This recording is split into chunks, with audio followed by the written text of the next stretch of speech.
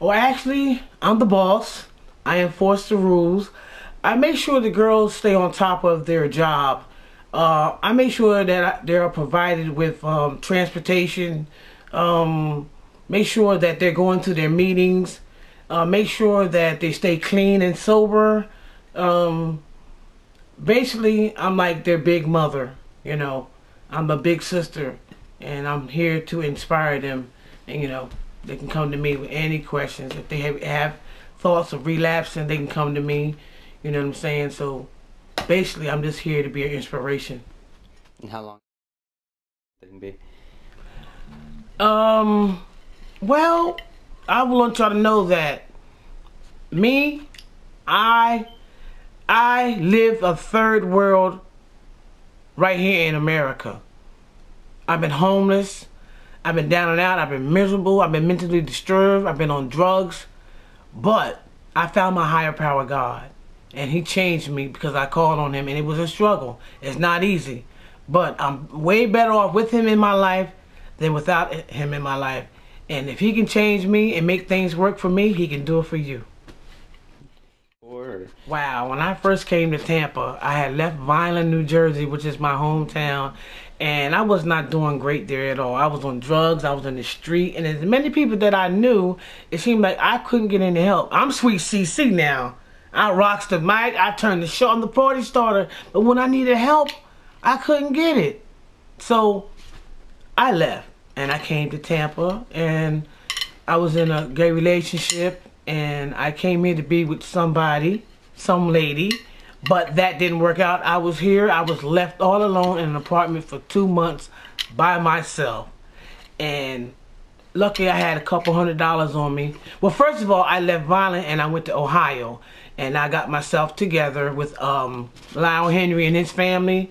I had a band. I had all these kids around me. The kids loved me. I had a high school band. Here I am, a grown lady with all these high school kids around me. And their parents used to release them to me on the weekends. We had bonfires. You know, I was like a big old kid, you know.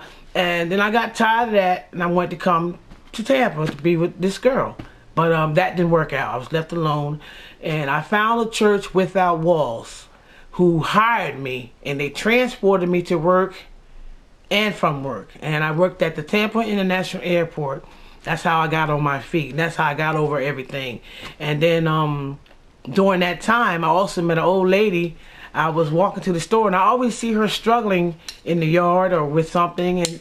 And I said, "Ma'am, do you need any help?" And she looked at me. She says, "Well, are you a boy or a girl?" I said, "I'm a girl." She said, "Well, come on." And I started helping her, and she asked me, did I do any cleaning? I said, "Yes, ma'am, I do that." And then she told me to come back the next day, $10 an hour. Plus, I was working at Tampa International Airport.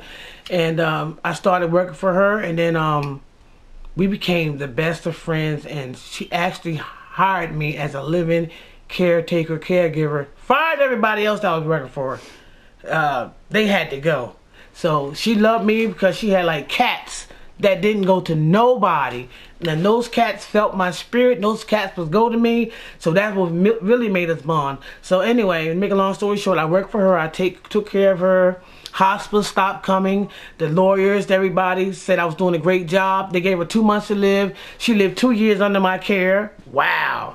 When she died, she left me $50,000. And the property, the whole block. She owned the whole block. It was like a little park. But the family contested the will, and they stole it from me. And then as a result, I got discouraged, and I went back on drugs again. I got back on drugs again, and I was homeless. I was going from church to church ministries, and oh my God, you don't want to know about some of the ministries I've been in. Terrible. You hear me? I mean, terrible. But I got over that, you know, and I got myself together, and I met a lady by the name of Linda Switzer, to make a long story short, at the Florida Art School. I asked her for 50 cents, and I ended up working for her. And it's because of her, through God, my life has changed. She took me in as a friend. I needed a place to stay. She let me stay at the Florida Art School. She hooked me up with the House of Hope. the new House of Hope, which was my first transitional housing, where I met Miss Tasha Jackson. Me and Tasha just like this today.